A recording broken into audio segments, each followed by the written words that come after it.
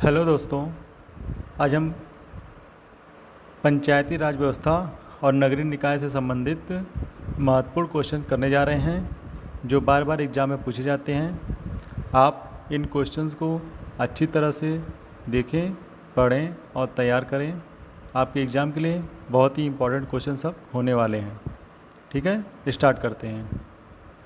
तो पहला है, भारतीय संविधान के किस अनुच्छेद के तहत राज्यों को ग्राम पंचायत गठित करने का निर्देश दिया गया है?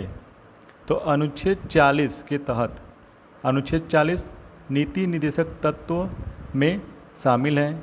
जो नीति निर्देशक तत्व की बात करें तो अनुच्छेद 36 से लेकर 51 तक है, उसका भाग अनुच्छेद 40 है। ठीक है दोस्तों, अगले पे आते हैं। 73वें संविधान संशोधन द्वारा भाग 9 के तहत कुल कितने अनुच्छेद जोड़कर पंचायत संबंधी प्रावधान किया गया है? तो कुल 16 अनुच्छेद इसमें जोड़े गए हैं। सामुदायिक विकास कार्यक्रम का प्रारंभ कब किया गया? तो 2 अक्टूबर 1952 को सामुदायिक विकास कार्यक्रम का प्रारंभ किया गया। सामुदायिक विकास कार्यक्रम का मुख्य उद्देश्य क्या था? तो देश के आर्थिक एवं सामाजिक विकास में जनता की भागीदारी को सुनिश्चित करना, यानी विकेंद्रीकृत व्यवस्था की बात करता है। बलवंत राय मेहता समिति का गठन कब किया गया? तो 1956 में बलवंत राय मेहता समिति का गठन किया गया। ठीक है। किस समिति ने सर्वप्रथम भारत में त्रिस्तरीय पंचायती राज व्यवस्था की सिफारिश किया था? तो बलवंत राय मेहता समिति थी। ठीक है। इसे 2 अक्टूबर 1959 को राजस्थान के नागौर से लागू भी किया गया था। लोकतांत्रिक विकेंद्रीकरण योजना प्रस्तुत की तो बलवंत राय मेहता ने। बलवंत राय मेहता समिति द्वारा सुझाए गए पंचायती राज की त्रिस्तरीय संस्थाएं कौन कौन सी थी? तो ग्राम पंचायत, पंचायत समिति और जिला परिषद। अनुसूची 11 के तहत पंचायतों के कार्य क्षेत्र में आने वाले कुल कितने विषय दिए गए हैं? तो पंचायतों के कार्यक्षेत्र में कुल 29 विषय शामिल हैं। वर्तमान में पंचायत राज की त्रिस्तरीय प्रणाली में 3 स्तर कौन कौन से हैं? तो ग्राम स्तर पर ग्राम पंचायत, मध्यवर्ती स्तर पर यानी खंड स्तर पर क्षेत्र पंचायत और जिला स्तर पर जिला पंचायत। ठीक है दोस्तों, आगे बढ़ते हैं। संविधान के 73वें संशोधन द्वारा पंचायतों को निर्दिष्ट किए जाने वाले कार्यों को किस अनुसूची में दिया गया है? तो अनुसूची 11 में। किसी राज्य की जनसंख्या कितनी होने पर उस राज्य में मध्यवर्ती स्तर पर पंचायत का गठन करना आवश्यक नहीं है? तो 20 लाख से कम अगर जनसंख्या होती है तो मध्यवर्ती स्तर का पंचायत का गठन आवश्यक नहीं है। किसी क्षेत्र पंचायत का क्षेत्र कौन निर्धारित करता है? तो राज्य सरकार निर्धारित करती है, अनुच्छेद 243 ग के तहत। ग्राम पंचायत अध्यक्ष अथवा सदस्य का चुनाव लड़ने के लिए न्यूनतम आयु कितनी है? तो 21 वर्ष। 21 वर्ष का व्यक्ति ग्राम पंचायत और अध्यक्ष का चुनाव लड़ सकता है और 18 साल की उम्र का कोई व्यक्ति इसमें मतदान कर सकता है। ग्राम पंचायत के अध्यक्ष, ग्राम प्रधान यानी और सदस्यों का चुनाव कौन करता है? तो क्रमशः क्षेत्र पंचायत और जिला पंचायत के सदस्य। तृणमूल लोकतंत्र का अर्थ जमीनी स्तर पर लोकतंत्र से संबंधित है और जिसका संबंध पंचायती राज व्यवस्था से है। पंचायतों में आरक्षण का प्रावधान किस संविधान संशोधन द्वारा किया गया? तो 73वें संविधान संशोधन अधिनियम 1992 द्वारा, जो 1993 से लागू हुआ है, उसके द्वारा आरक्षण का प्रावधान किया गया है। अनुसूचित जातियों एवं अनुसूचित जनजातियों को पंचायतों में किस अनुपात में स्थान आरक्षित किया जाता है? तो उनकी जनसंख्या के अनुपात में। जिस राज्य में, जिस क्षेत्र में जितनी जनसंख्या है उसी के अनुसार उनको स्थान आवंटित किया जाता है। पंचायतों में स्त्रियों के लिए कितना स्थान आरक्षित करने का प्रावधान है?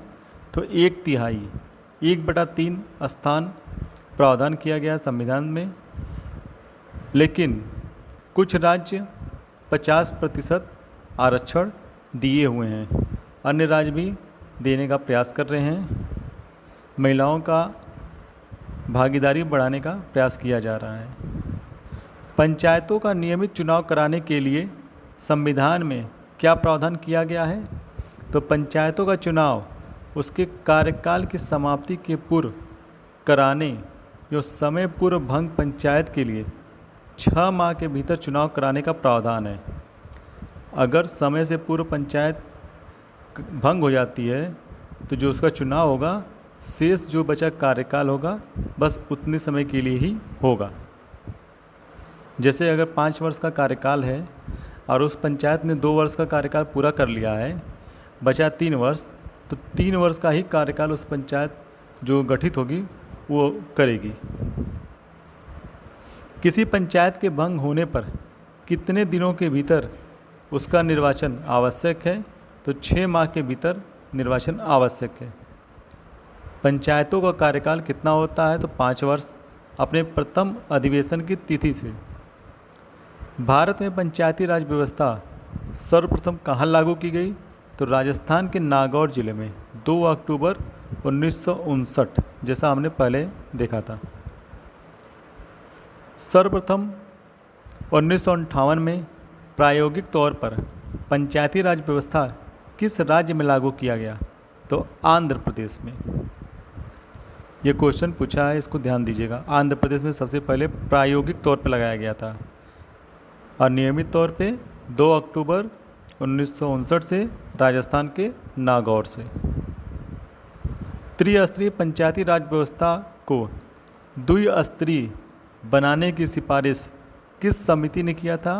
तो बलवंत राय मेहता समिति। बलवंत राय मेहता समिति का गठन 1977 में किया गया था और जिसका संबंध पंचायती राज व्यवस्था से था। ठीक है। जिला स्तर पर जिला परिषद तथा मंडल स्तर पर मंडल पंचायत गठित करने का सुझाव किस समिति ने दिया था? तो बलवंत राय मेहता समिति ने। बलवंत राय मेहता समिति ने त्रिस्तरीय पंचायती राज व्यवस्था में पंचायत समिति को शक्तिशाली बनाने का सुझाव दिया था। अशोक मेहता समिति ने किसे प्रमुखता प्रदान की? तो जिला परिषद को।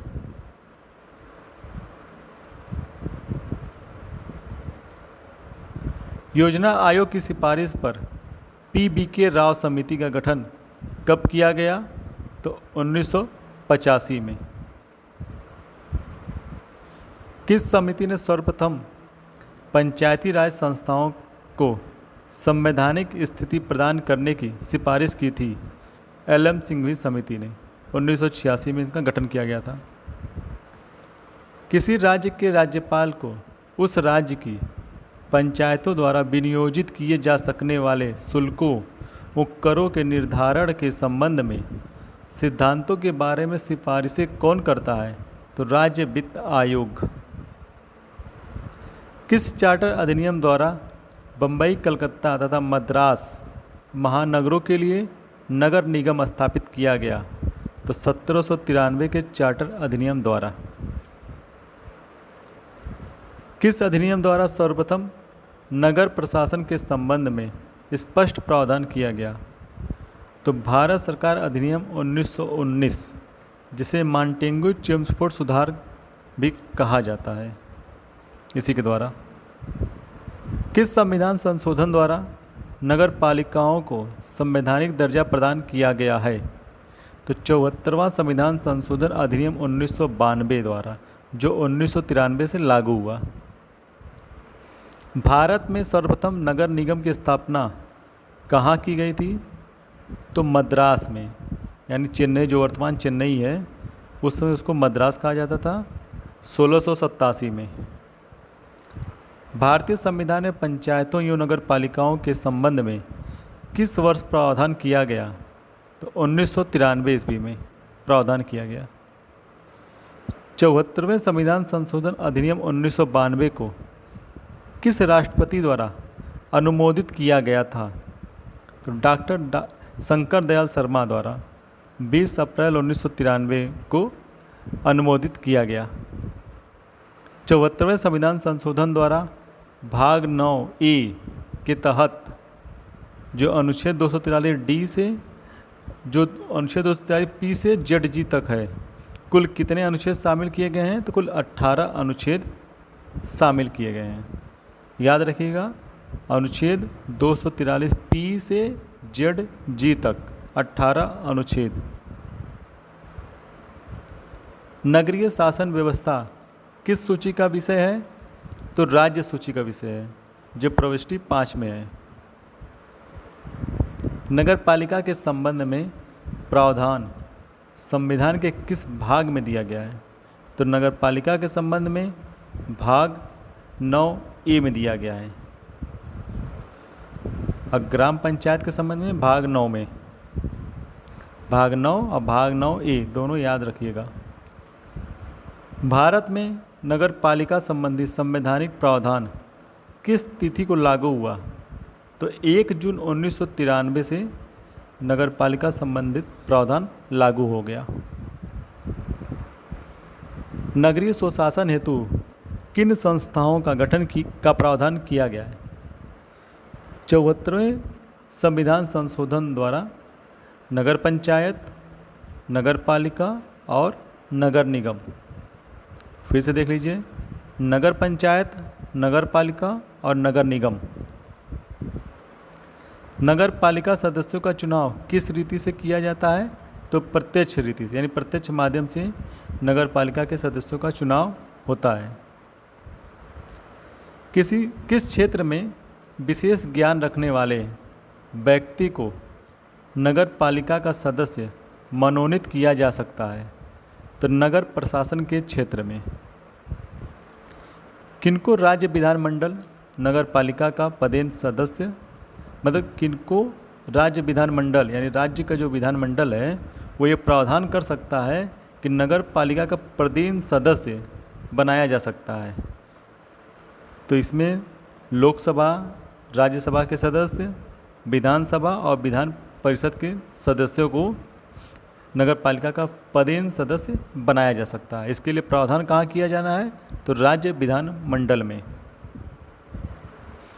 किस अनुच्छेद के तहत नगर पालिकाओं में आरक्षण संबंधी प्रावधान किया गया है?